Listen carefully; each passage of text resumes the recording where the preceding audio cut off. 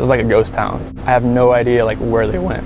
Oh, this is I like these shirts a lot. It's heart-wrenching, it's earth-shattering right now. He was quiet and he got along with people. I'm not sure. I'll just wait for you to ask a question, but like, I want them wherever they're at. Like, I have no inclination to where they're at right now. Like, it's vanished. Like, she's not. Like, when I got home yesterday, it was like a ghost town. Like, she wasn't here. Kids weren't here. I have no idea like where they went. Chris says he'll wait for the interviewer to ask questions. Then he starts reciting his script. He's having trouble starting though. He says, "I want them," but doesn't finish the sentence. He restarts and chooses self-protective claims instead. I want them, like, I have no inclination to where they're at right now. Like, I have no idea like where they went. These claims have two purposes: to underline that he's made sacrifices and take the focus off of him. In this video, we'll look at one of Chris's TV interviews, hours before his arrest, and compare it to other telling interviews. What are the signs of deception investigators should look for? And in a bigger perspective, what are the signs we should all look for in daily conversations? Could there be a dangerous person in our lives? If you haven't been here before, welcome aboard. Feel free to subscribe for more videos. What do you notice in the clips we're about to see? Let us know in the comments. Returning to the clip, as we've seen in other interviews, Chris has certain go-to narratives and words he uses and reuses in order to fake being shocked and saddened. Deceptive people with shallow emotions like Chris will frequently repeat parts of their narrative in order to sound consistent. Here it's the noun ghost town. We went inside the house and there's nothing there. Like, it was a ghost town.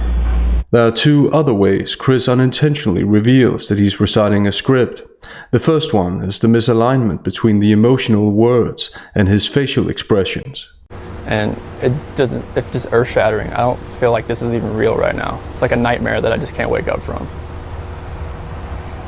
Chris most likely thinks he's being convincing because he says the right things, but his facial expressions don't support the emotions he makes futile attempts to convey. The words themselves are also worth noting. Nightmare I can't wake up from and earth-shattering both sound contrived. Earth-shattering is another hyperbole from his script. Being in that house and not being able to tuck them in, it's heart-wrenching, it's earth-shattering right now because It's convincing language aimed at persuasion, and for that exact reason, ironically, it doesn't sound persuasive. The second way Chris unintentionally reveals his script is that he's more focused on people's reactions to what he's saying than what he's actually saying. Here he maintains eye contact with the interviewer, noticeably studying his reaction. In the following, notice how he's more focused on Tammy's reaction to his story than actually telling the story. And it's like, I was when all my friends were coming over to give me some support, I knew that alright, I was happy all my friends came over to support. I didn't want to be alone at that point in time. This is the time you don't want to be alone at all. And my friends are supporting me all through this. And Tammy's momentary lack of attention gets Chris to look at her and start over with "all right," as if this is a state of mind he now has to resume, because Tammy's reaction wasn't in his script. Coming over to give me some support, I knew that alright, I was happy all my friends came over. Deceptive people who are detached from their emotions like Chris do at least two things to overcompensate for their failure to display normal human emotions. Firstly, they overemphasize, as Chris does here with "at all." This is the time you don't want to be alone at all. Investigators take note of this because it's convincing language, which points to not only self-awareness, but also very likely guilty knowledge. Secondly, deceptive people use distancing language. Chris started with the expected pronoun I, but then shifted to the distancing you when generalizing his alleged emotion. But I didn't want to be alone at that point in time. This is the time you don't want to be alone. Distancing is a pattern in Chris's language. Returning to the clip, Chris uses the words "no idea." I have no idea like where they went. In analytical terms, Chris isn't making a definitive statement like "I don't know where they went." which would have been specific and to the point. However, it would also have been a more direct lie, and direct lies are more uncomfortable. Saying no idea makes his lack of knowledge sound more general, but also more suspicious, as relatives are expected to have some kind of idea, even though they might not know for certain. Obviously, this is the least stressful way for Chris to lie. And for her not to respond to any of her people, if she doesn't respond to me, that's fine. She's busy, she's got stuff going on. But not to respond to her people, though, that was not like her.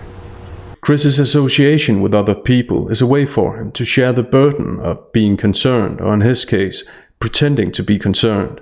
This way, association is comforting to deceptive people. We noticed this in another interview as well. But she never got back to me, but she wasn't getting back to any of her people as well. And that's what really concerned a lot of people, is like, if she's not getting back to her, if she doesn't get back to me, that's fine, she gets busy during the day. But she didn't get back to her people, which was very concerning. And it's a way for the deceptive person to take some of the focus off of him and share the spotlight with someone else.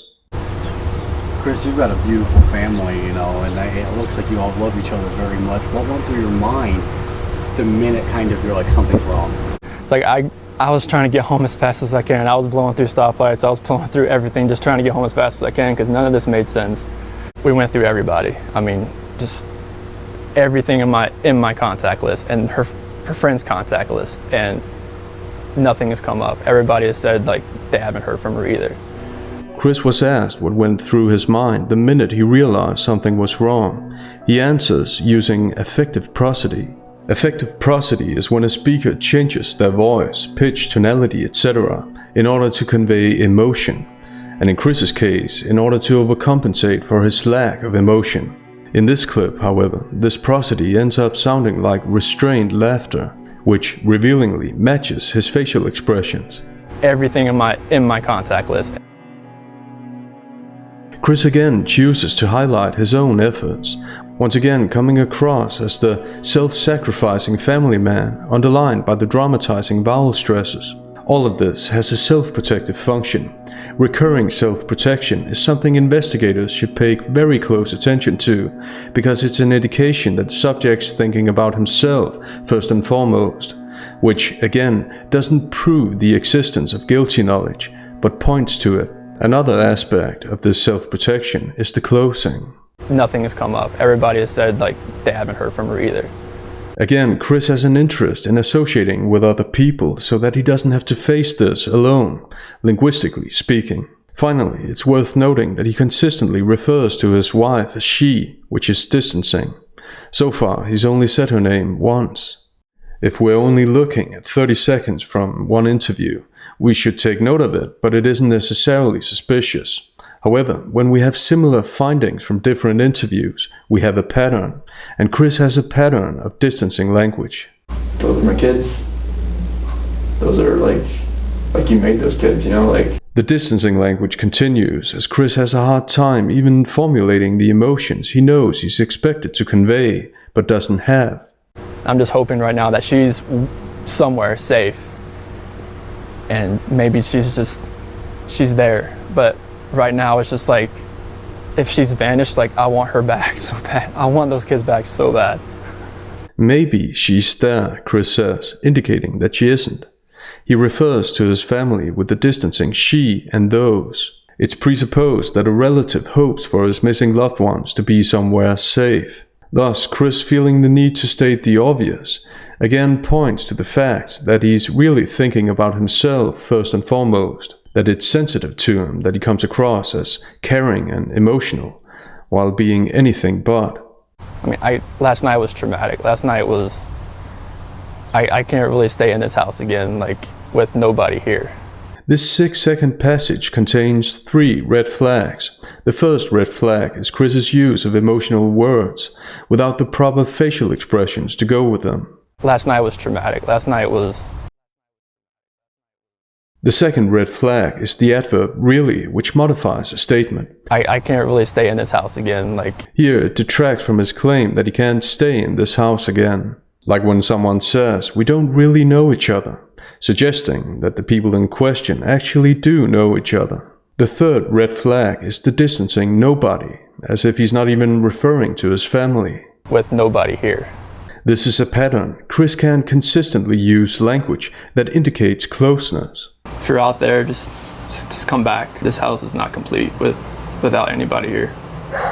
Please bring it back. He can't even bring himself to say, without you here. No, he says, without anybody here.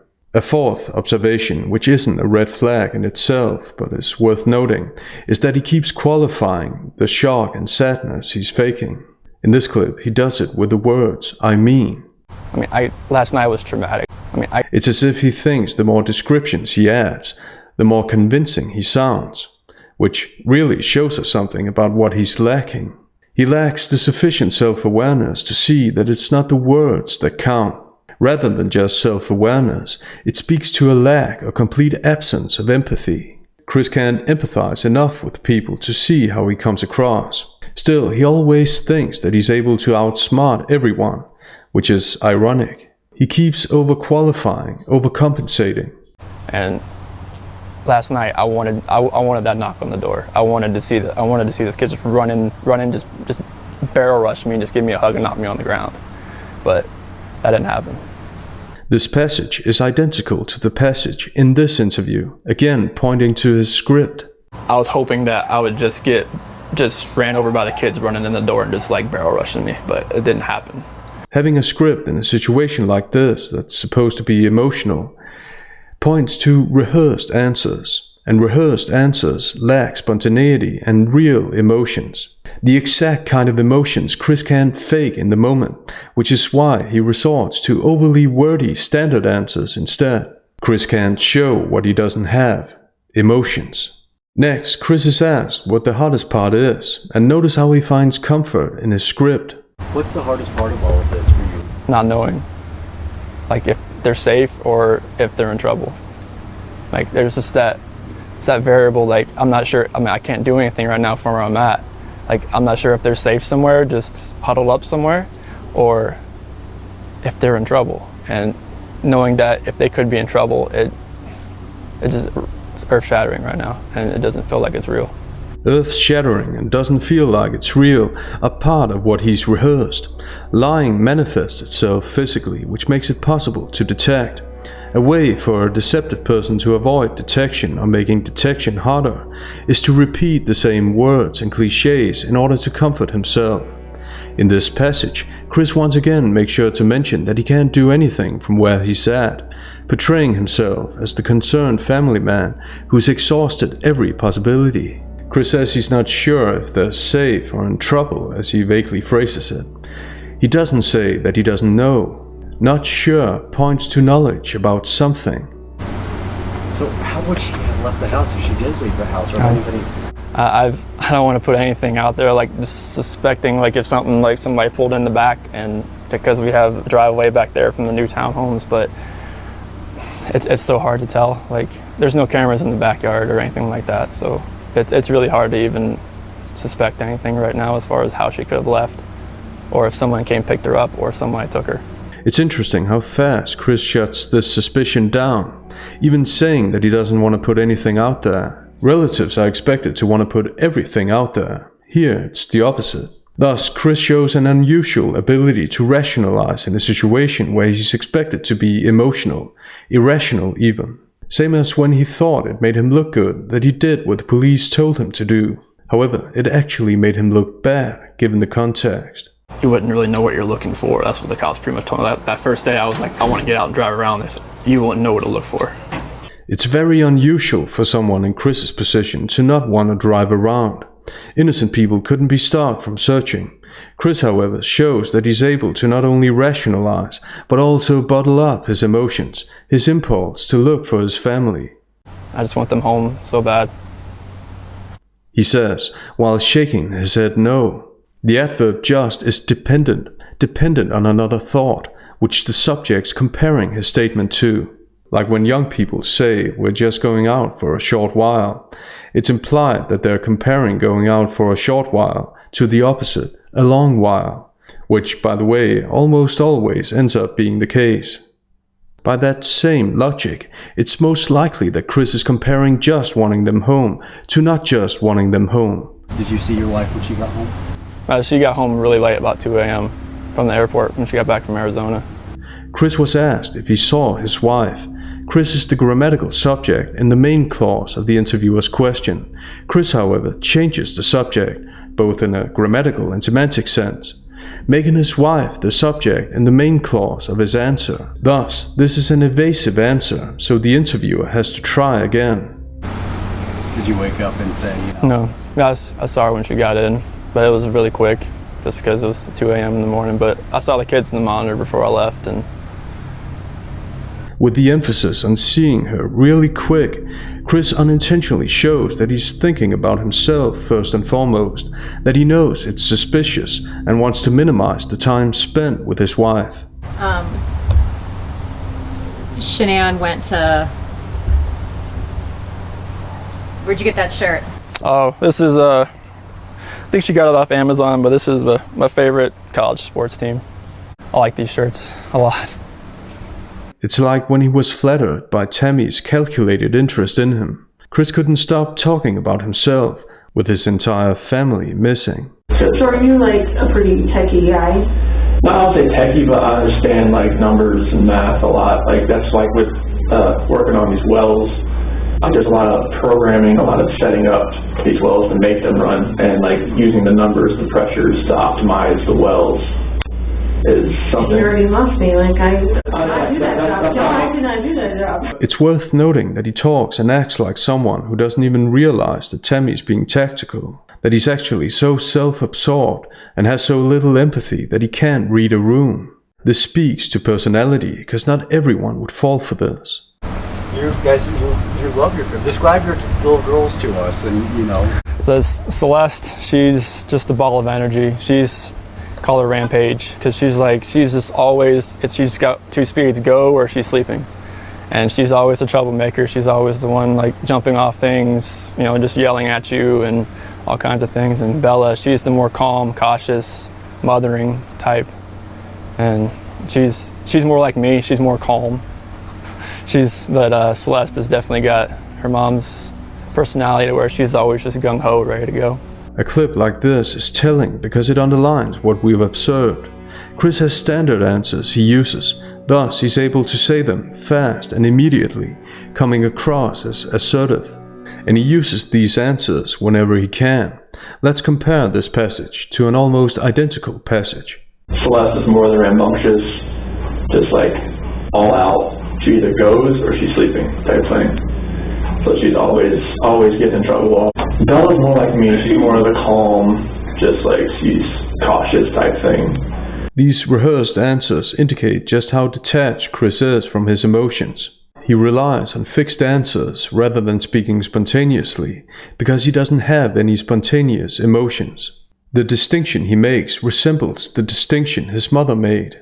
Bella was just like Chris, just like him, shy, cautious, conservative. Cece was a ball of fire. I mean, she was fearless, completely fearless. She just loved to run. Could Chris have heard his mother's distinction before, and could he simply be repeating it? Comparing this interview to the police interview, we find this correlation again. And he was a good kid. I would have never in a million years thought something like this could happen to him. He was quiet, and he got along with people. I was the quiet kid. I was I just kind of followed it. My sister was the rebellious one that always, You're like, I'm the good one. It's like I never and my sister was the one that got the most of she was the one that showed me that's what I don't want to do. Right. We can't know for sure that Chris is repeating self-descriptions and distinctions from his mother, but it's possible, as Chris has a habit of simply repeating things he doesn't feel or believe. That's it for now. What do you notice about Chris's behavior? See you next time.